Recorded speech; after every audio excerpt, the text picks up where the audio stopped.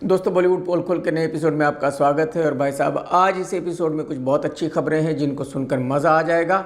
आप कहोगे भाई आपने बहुत अच्छी खबरें दी हैं। इसी फ्राइडे को घसीटा राम यानी कि राजकुमार यादव की एक फिल्म रिलीज हुई है जिसका नाम है भूल चूक माफ। इस फिल्म का जो निर्माता है मोटा दिनेश विजन, उसने पूरे बॉलीवुड को बदल डाला है।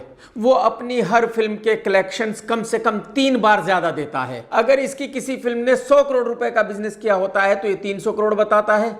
और बॉलीवुड में कोई भी ऐसा नहीं है आज की तारीख में जो बोलना चाहे, जो ये कहे भाई साहब आप कर क्या रहे हो। स्त्री 2 के कलेक्शंस भी इसने ऐसे ही दिए, छावा के कलेक्शंस भी इसने ऐसे ही दिए। हालांकि वो दोनों फिल्में हिट है, ये नहीं कह रहा हूं कि हिट नहीं है, लेकिन जो कलेक्शंस हैं वो 2-3 बार ज्यादा करके बताए गए हैं। अगर मुंबई, दिल्ली, पुणे 3-4 बड़ी सिटीज को छोड़ दिया जाए तो सभी जगह टिकट की प्राइस है 100 to 150। और भूल चूक के टिकट पर डिस्काउंट था 100 रुपए का फ्राइडे के दिन। यानी कि अगर किसी ने 100 रुपए वाला टिकट खरीदा था तो उसने तो कुछ दिया ही नहीं था, उसने फिल्म फ्री देखी थी। लेकिन अगर किसी ने 125 रुपए का टिकट खरीदा था तो उसने सिर्फ 25 रुपीज पे किए थे। 25 रुपीज में से 18% जीएसटी कम कर दीजिए। जो पैसे बचे उसका 50% निर्माता का, 50% थिएटर ओनर का। यानी कि अगर किसी ने 25 रुपए पे किए हैं तो उसमें से प्रोड्यूसर को सिर्फ 8 से 10 रुपए ही मिलेंगे। और अगर किसी ने 50 रुपए पे किए हैं तो उसमें से ज्यादा 15 रुपए निर्माता को मिलेंगे। फ्राइडे के दिन ऑल ओवर इंडिया तकरीबन 2 लाख लोगों ने इस फिल्म को देखा था। तो आप ये कह सकते हैं कि फ्राइडे के दिन निर्माता को मिला था मैक्स 30 लाख। लेकिन वो 30 लाख तब मिला था जब 7 करोड़ के टिकट खरीदे थे निर्माता ने खुद। तो एक्चुअली फिल्म ने कितना बिजनेस किया फ्राइडे के दिन इसका कोई मतलब नहीं है। कैलकुलेशन ये होनी चाहिए कि निर्माता को फ्राइडे के दिन कितने मिले, और निर्माता को मिले मैक्सिमम 30 लाख रुपए। तो अगर एक निर्माता ने कम से कम 40 करोड़ रुपए की फिल्म बनाई है और उसको पहले दिन 30 लाख रुपए मिलते हैं तो उस फिल्म को हिट कैसे कहा जा सकता है। अच्छा, ये कहा जा रहा है कि डे 1 पर डिस्काउंट था लेकिन डे 2 पर डिस्काउंट नहीं था। अरे भाई, जिन लोगों ने एडवांस में टिकट्स खरीद लिए थे फ्राइडे और संडे के लिए, उन्होंने तो डिस्काउंट के साथ ही खरीदे थे टिकट। तो जिन लोगों ने सैटरडे संडे के टिकट 100 रुपए में खरीदे थे उन्होंने कुछ दिया ही नहीं था, उन्होंने तो फ्री में टिकट्स लिए थे। और ये बात मैं आप लोगों को पहले भी अपने वीडियोस में बता चुका हूं कि आज की तारीख में सब लोग सुपारी ले रहे हैं। पीवीआर भी सुपारी लेता है। पीवीआर निर्माता से कहता है कि भाई आप हमें 1 करोड़ रुपए दे दीजिए आज के, और आप शाम को बताना कि आपको कितने कलेक्शंस देने हैं, हम उतना ही बिजनेस बताएंगे, बात खत्म। तो अगर पीवीआर ये कह रहा है कि एक फिल्म ने 10 लाख रुपए का बिजनेस किया है तो कोई और ये नहीं कह सकता कि नहीं 8 लाख का किया है, क्योंकि पीवीआर की कैलकुलेशन तो सिर्फ पीवीआर को ही पता है और पूरा ट्रेड वही कलेक्शंस मानेगा जो पीवीआर बताएगा। इसी तरह से बुक माई शो भी सुपारी ले रहा है। बुक माई शो का भी ये कहना है निर्माता से कि भाई साहब आप हमें 1 करोड़ दीजिए, हम आपको उतने कलेक्शंस बताएंगे, उतनी बुकिंग आपकी दिखाएंगे जितना आप कहोगे। तो कहने का मतलब यह है कि अगर बुक माई शो ही धांधली करता है, पीवीआर चेन ही धांधली करती है, तो फिर रियल बिजनेस क्या है ये किसी को पता नहीं चल सकता। क्योंकि जो बिजनेस पीवीआर बताएगा, बुक माई शो बताएगा, वही बिजनेस को बिजनेस माना जाएगा। मैं आपको यह भी बताना चाहूंगा कि पिछले 6 महीने में पीवीआर का जो शेयर 1600 रुपए का था वो तकरीबन 950 रुपए का रह गया है। आप अंदाजा लगा सकते हैं कि कितनी गिरावट आ गई है, और शेयर दिन ब दिन गिरता ही जा रहा है। तो पीवीआर के पास इसके अलावा और कोई चारा नहीं है कि वो 2-4 फ्लॉप फिल्मों को कहे कि ये फिल्में हिट हो गई। पीवीआर को बहुत ज्यादा फायदा हो रहा है अपने शेयर की वैल्यू को होल्ड करने के लिए। और मैं आपको ये बता दूं कि जितनी कंपनीज आज तक बंद हो चुकी हैं, अष्टविनायक, फॉक्स, यूटीवी, परसेप्ट, इरोस, उन सब ने यही ट्रिक्स चलाई थी, उन सब ने यही करने की कोशिश की थी अपनी कंपनी को जिंदा रखने के लिए। लेकिन फाइनली क्या हुआ, सारी कंपनीज बंद हो गई। क्योंकि धोखाधड़ी से आप किसी भी कंपनी को कितने दिन चला सकते हैं, दुनिया को कितने दिन पागल बना सकते हैं। अगर फिल्म भूल चूक ने वाकई बिजनेस किया है और घसीटा राम वाकई सुपरस्टार है तो उसकी एक फिल्म बनकर पड़ी हुई है मालिक, और पीवीआर तो डिस्ट्रीब्यूटर भी है। तो पीवीआर को फौरन ही उस फिल्म को खरीद लेना चाहिए। पीवीआर को कम से कम 25 करोड़ रुपए तो टिप्स को दे देने चाहिए कि भाई ये लो 25 करोड़ रुपए, क्योंकि घसीटा राम बहुत बड़ा सुपरस्टार है और घसीटा राम की फिल्म हिट होती है, पब्लिक उसकी फिल्म थिएटर में देखने आती है। इस बात से रियल बिजनेस का पता चलता है। लेकिन पीवीआर उस फिल्म के 5 करोड़ रुपए भी नहीं देगा।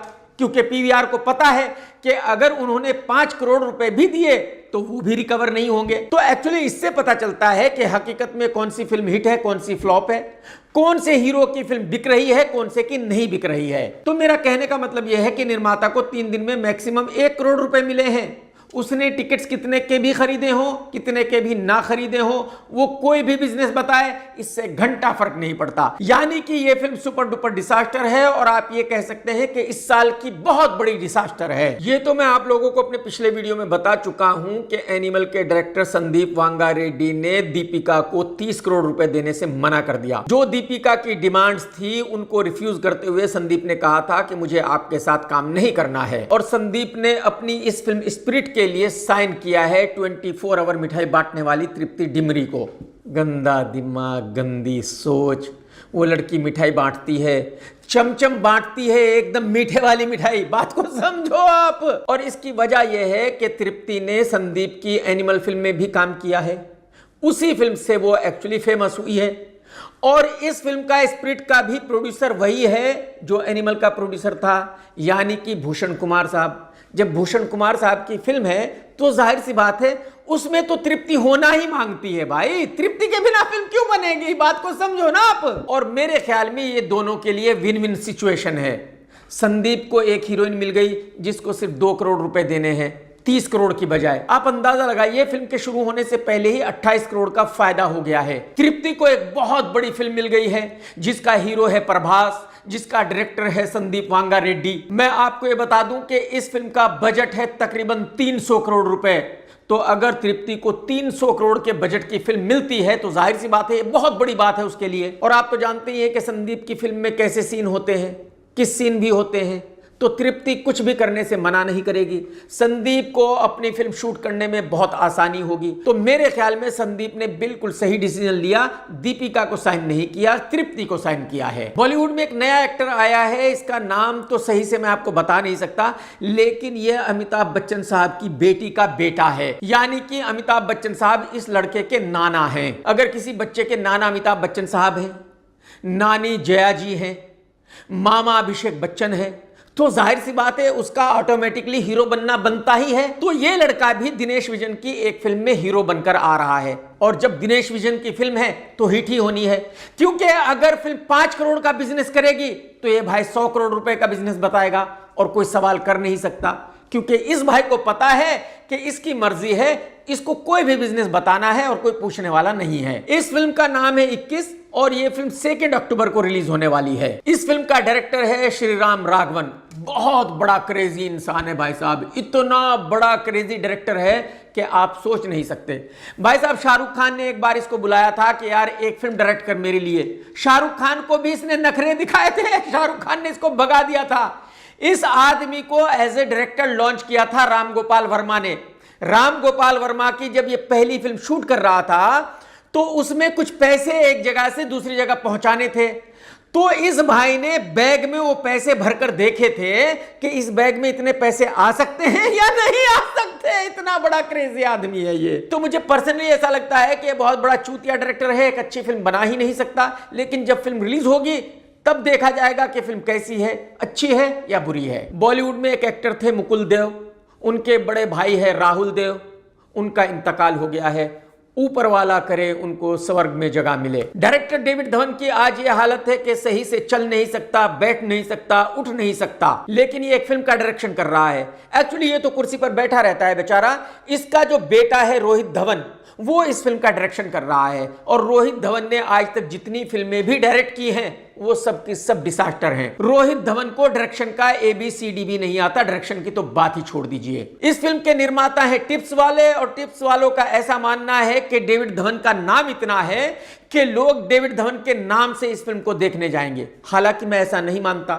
सारी दुनिया को पता है कि डेविड धवन तो बेचारा सही से चल भी नहीं सकता। सारी दुनिया को पता है कि किसी वक्त में डेविड धवन अच्छी कॉमेडी फिल्में बनाया करता था, अब उस बेचारे से अच्छी फिल्म बन नहीं सकती। लेकिन डेविड धवन के नाम पर फिल्म बन रही है और इसका नाम है ये जवानी है तो इश्क होना है। ये फिल्म इस साल रिलीज नहीं होगी बल्कि अगले साल रिलीज होगी।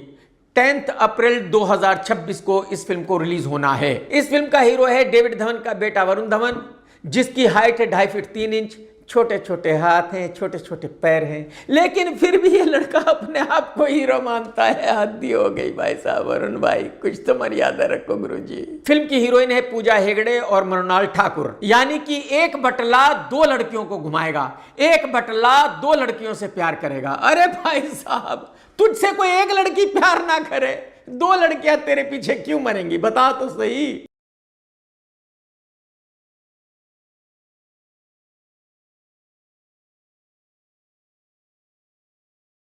ये न्यूज बताने का मतलब ये है कि टिप्स वालों का कॉन्फिडेंस देखिए कि फिल्म अगले साल रिलीज होनी है अप्रैल में, लेकिन उन्होंने रिलीज डेट अभी से अनाउंस कर दी है, क्योंकि उनका ऐसा मानना है कि अगर उन्होंने रिलीज डेट अनाउंस कर दी तो अब उस डेट पर कोई और अपनी फिल्म को रिलीज नहीं करेगा।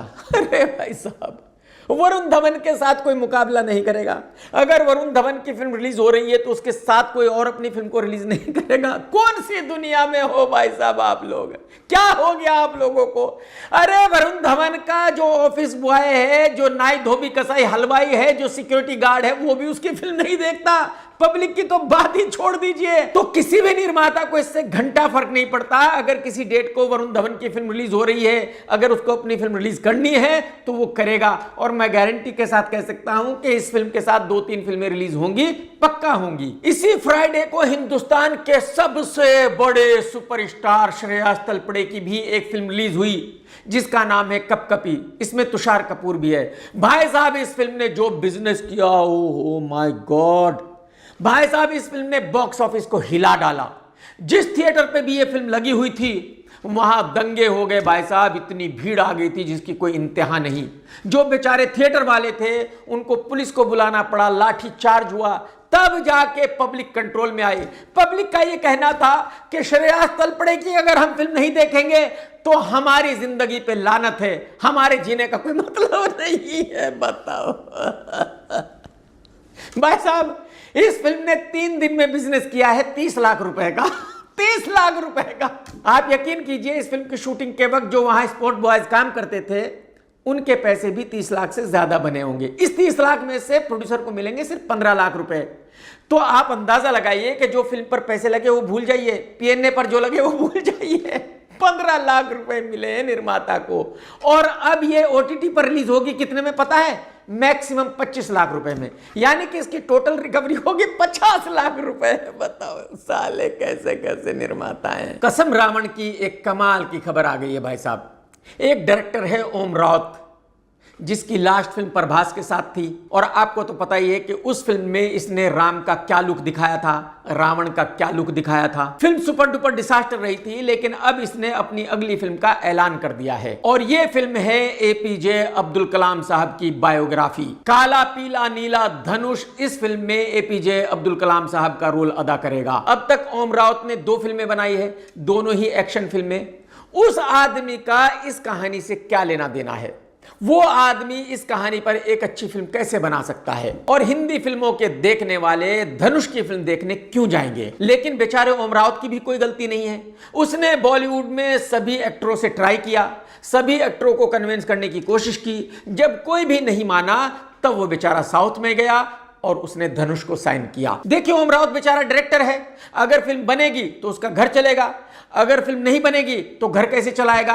तो जाहिर सी बात है उसको तो फिल्म बनानी है।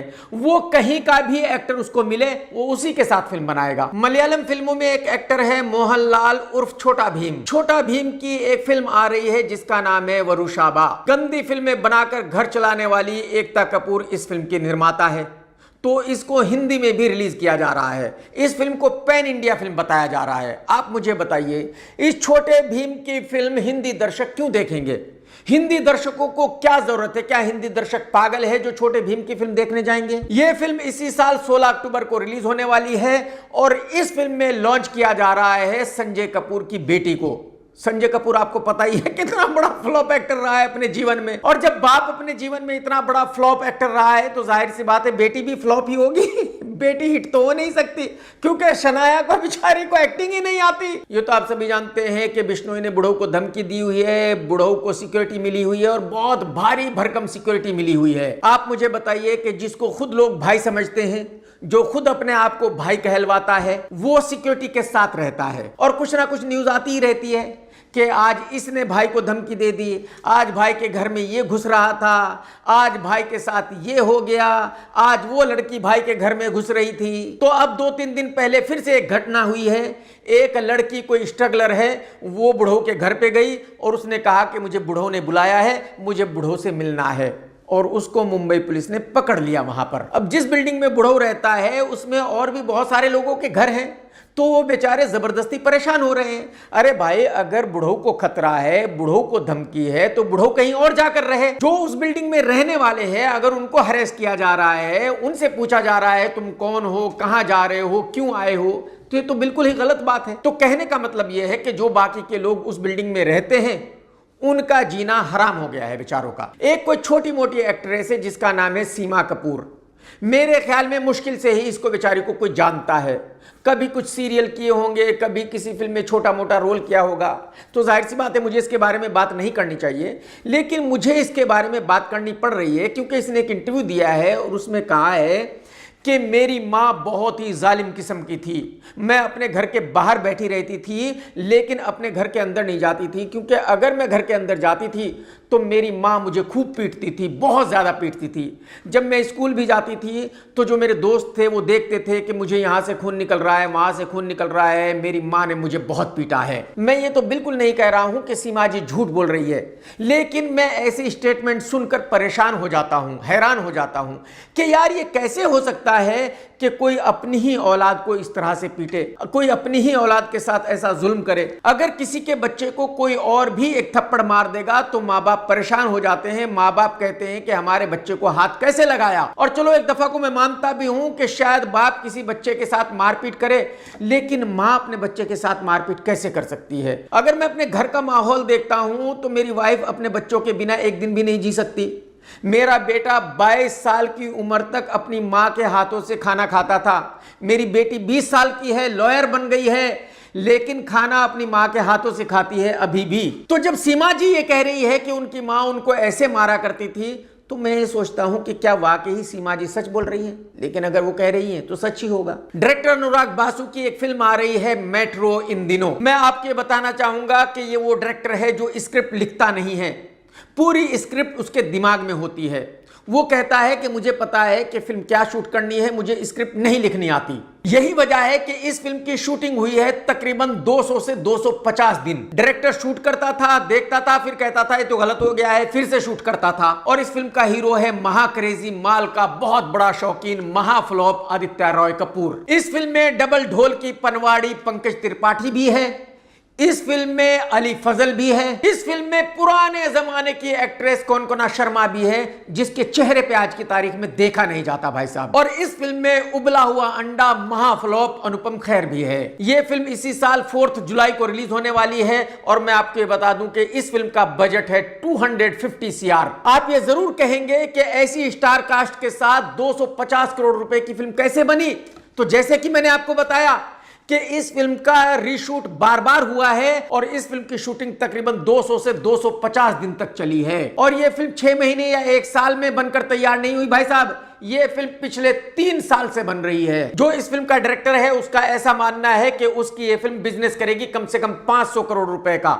लेकिन मैं गारंटी के साथ कह सकता हूं कि यह फिल्म 100 करोड़ रुपए को टच नहीं कर पाएगी। इस फिल्म का एक छोटा सा टीजर रिलीज हो गया है और उसको देखकर मैं कह सकता हूं कि इस फिल्म का डिजास्टर होना तय है, गारंटी है। एक फिल्म रिलीज हो रही है जिसका नाम है बॉम्बे। वैसे तो ये छोटी फिल्म है, लेकिन 6 भाषाओं में रिलीज हो रही है। इस फिल्म को मराठी में अलग नाम से रिलीज किया जा रहा है और हिंदी में अलग नाम से रिलीज किया जा रहा है। अब देखने वाली बात यह होगी कि ये फिल्म 6 भाषाओं में रिलीज होने के बाद कितने का बिजनेस करेगी। इरफान खान के बेटे का नाम है बाबिल खान, जो माल का बहुत बड़ा शौकीन है, डिप्रेशन में जाता ही रहता है और पब्लिसिटी के लिए कुछ ना कुछ ड्रामा करता रहता है, कुछ ना कुछ उल्टे सुल्टे बयान देता रहता है। बाबिल खान ने अपने एक इंटरव्यू में कहा कि मुझे करण जौहर ने नहीं पहचाना।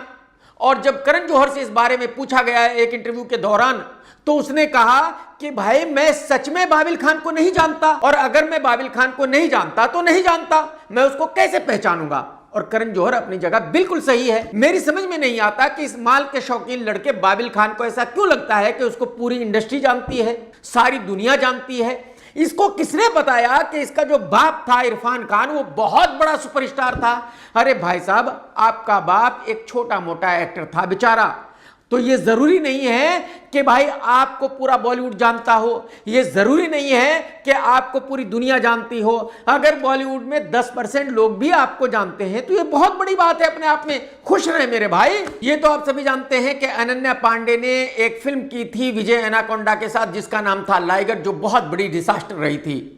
और उसी वक्त में अनन्या और विजय का अफेयर चल रहा था, और उसी वक्त में अनन्या का ईशान खट्टर पट्टर के साथ भी अफेयर चल रहा था। लेकिन ये लड़की डबल डेट कर रही थी, ईशान को भी और विजय को भी। और ये बात ऑफिशियली करण जौहर अपने शो पर कह चुका है। मैं अपनी तरफ से कुछ नहीं कह रहा हूं। I know people chatting about it on her show. Her show just dropped. That's when I said, you went out with Vijay while dating Ishan. And she was like, no, it was all friendly. I mean, they must have not gone on a date. लेकिन कमाल यह है कि अनन्या पांडे की मां को भी विजय ही पसंद था। अनन्या की मां भी विजय को डेट करना चाहती थी। अब अंदाजा लगाइए, जरा देख लीजिए ये video. The industry working in the movies, the hottest man that you think, hottest. Randhir Singh. Very good. भावना। विजय देवरकोंड। तो देख लिया आपने, ये है बॉलीवुड। बेटी के बॉयफ्रेंड को मां डेट करना चाहती है। कमाल का बॉलीवुड है यार। भाई क्या ही कहूं इनके बारे में यार। मैं कसम राजस्थान के उस काले हिरन की जो अपनी जिंदगी से बहुत ज्यादा परेशान था, जिसको किसी ने नहीं मारा था, जिसने खुद ही खुदकुशी कर ली थी। अब दीपिका ने बताया है कि उसने प्रभास की फिल्म को रिजेक्ट क्यों किया, उसने प्रभास की फिल्म के लिए 30 करोड़ रुपए क्यों मांगे, उसने संदीप वेंगारेड्डी को अजीब अजीब शर्तों के बारे में क्यों बताया, क्योंकि उसको प्रभास के साथ फिल्म नहीं करनी थी। जब दीपिका के एक दोस्त ने उससे पूछा कि तूने स्प्लिट करने के लिए इतने बहाने क्यों बनाए, ऐसी ऐसी शर्तें क्यों बताई ताकि वो तुम्हें उस फिल्म में ना ले, तो दीपिका ने बताया कि मैं प्रभास के साथ फिल्म कर चुकी हूं, मुझे उसके साथ कोई दूसरी फिल्म नहीं करनी, क्योंकि उस आदमी में से इतनी बदबू आती है जिसकी कोई इंतहा नहीं। अगर उसके पास भी खड़े होते हैं तो भी बदबू आती है। और संदीप की फिल्म में हीरोइन को प्रभास को किस करना है, तो मुझे तो अगर संदीप 50 करोड़ रुपए भी देगा तब भी मैं ऐसे गंदे आदमी को किस नहीं करूंगी। तो कहने का मतलब यह है कि दीपिका ने जो संदीप को 30 करोड़ रुपए फीस बताई थी, अजीब अजीब शर्तें बताई थी, वो सिर्फ इसलिए ताकि संदीप उसको अपनी फिल्म में लेने से मना कर दे, क्योंकि दीपिका को प्रभास को किस नहीं करनी थी, दीपिका को प्रभास के साथ फिल्म नहीं करनी थी। टाइगर श्रॉफ की एक फिल्म आई थी जिसका नाम था गणपत, बहुत बड़ी डिजास्टर रही थी। उस फिल्म के निर्माता है वासु भगनानी साहब, और उसी फिल्म में एक लड़के ने काम किया था, एक छोटे मोटे एक्टर ने काम किया था जिसका नाम है फराज खान। तो अब फराज खान ने सोशल मीडिया पर कहा है कि मैं 2 साल से अपने पैसों का इंतजार कर रहा हूं, मैंने उस फिल्म में काम किया था और मेरे 3 लाख रुपए बाकी हैं। वासु भगनानी साहब मेरे 3 लाख रुपए नहीं दे रहे हैं, अगर वो मेरे 3 लाख रुपए नहीं देंगे तो मैं उनको लीगल नोटिस भेजूंगा और मैं मीडिया में जाऊंगा उनके खिलाफ बोलने के लिए। अब ये तो वासु भगनानी साहब ही बता सकते हैं कि फराज जो कह रहा है वो सच है या झूठ है, वासु जी ने उनके पैसे दिए हैं या वाकई ही बाकी हैं। मौसमी चटर्जी अपने वक्त की बहुत फेमस एक्ट्रेस रही है। आज की तारीख में वो इंटरव्यूज देती रहती है, पॉडकास्ट करती रहती है पब्लिसिटी के लिए, क्योंकि जाहिर सी बात है उनको भी बुढ़ापे में काम चाहिए भाई, वो घर पे चुपचाप क्यों बैठे। तो वो अपने हर इंटरव्यू में, पॉडकास्ट में कुछ ना कुछ अजीबोगरीब बात करती रहती है, यानी कि कुछ ना कुछ कंट्रोवर्शियल कहती रहती है। अब मौसमी ने अपने एक इंटरव्यू में कहा है कि जब मैं एक फिल्म कर रही थी राजेश खन्ना साहब के साथ, तो राजेश खन्ना ने मुझसे कहा था कि जो तेरी बेटियां हैं वो तेरे हस्बैंड की हैं या तेरे बॉयफ्रेंड की हैं। मौसमी का कहना यह है कि हालांकि उस वक्त राजेश खन्ना बहुत बड़ा सुपरस्टार था, लेकिन यह सुनकर मुझे बहुत गुस्सा आ गया था और मैंने राजेश खन्ना से पूछा था कि जो तेरी बेटियां हैं वो तेरी हैं या ऋषि कपूर की है। अब आप कहेंगे कि ऋषि कपूर साहब का नाम वहां क्यों आया था? उसकी वजह यह थी कि एक वक्त वो भी था जब ऋषि कपूर और डिंपल कपाड़िया का अफेयर चल रहा था। यही वजह है कि मौसमी ने पूछा था कि तेरी बेटियां तेरी है या ऋषि कपूर की हैं। राजेश खन्ना साहब इस दुनिया में रहे नहीं, तो नहीं पता कि मौसमी जी जो कह रही हैं वो सच है या झूठ है। ये तो मैं आपको बता ही चुका हूं कि राहुल देव के छोटे भाई मुकुल देव का इंतकाल हो गया है, ऊपर वाला उनको जन्नत नसीब करे। लेकिन इतनी यंग एज में उनकी मौत का जो कारण सामने आया है वो कुछ बहुत अच्छा नहीं है। बताया जा रहा है कि मुकुल का डिवोर्स हो गया था और जो उनकी बेटी थी उसकी कस्टडी उनकी वाइफ को मिल गई थी। यही वजह है कि मुकुल अपनी बेटी से नहीं मिल पा रहा था। और यही वजह है कि मुकुल बहुत ज्यादा दुखी रहता था। मुकुल के माँ बाप का भी इंतकाल हो गया था और जब से उसके माँ बाप का इंतकाल हुआ था तब से वो बहुत अकेला फील कर रहा था। बताया जा रहा है कि कुछ दिनों से मुकुल की तबीयत बहुत अच्छी नहीं थी और वो आईसीयू में भर्ती था। ये जो फैमिली का दुख है ये बहुत ही खतरनाक है। ऊपर वाला ये दुख किसी को ना दिखाए, ऊपर वाला किसी भी हस्बैंड वाइफ का डिवोर्स ना कराए, क्योंकि जब हस्बैंड वाइफ अलग होते हैं तो वो तो अलग हो जाते हैं लेकिन बच्चों पे उसका बहुत बुरा असर पड़ता है और ज्यादातर बच्चों की कस्टडी मां को मिलती है और मिलनी भी चाहिए, क्योंकि जिस तरह से मां अपने बच्चों को पाल सकती है उस तरह से बाप अपने बच्चों को नहीं पाल सकता। लेकिन इस सूरत में प्रॉब्लम यह होती है कि बाप अपने बच्चों के साथ ज्यादा वक्त नहीं बिता पाता, बाप का अपने बच्चों के साथ बहुत अच्छा रिलेशन नहीं हो पाता, जो बहुत ही गलत है। कर्नाटका में एक कोई बहुत बड़ी कंपनी है जो सरकार की है, मैसूर संदल साबुन यही कंपनी बनाती है। इस कंपनी का ब्रांड एम्बेसडर कौन होना चाहिए ये किसी मिनिस्टर के हाथ में होता है। उस मिनिस्टर ने तमन्ना फैली हुई को 2 साल के लिए इस कंपनी का ब्रांड एम्बेसडर बना दिया है और पैसे दिए हैं 6 करोड़ रुपए। अब ये कैसे हुआ? लोग पूछ रहे हैं कि भाई ये कैसे हो सकता है? तमन्ना भाटिया की फैन फॉलोइंग कहां है? तमन्ना भाटिया की वजह से कोई साबुन क्यों खरीदेगा?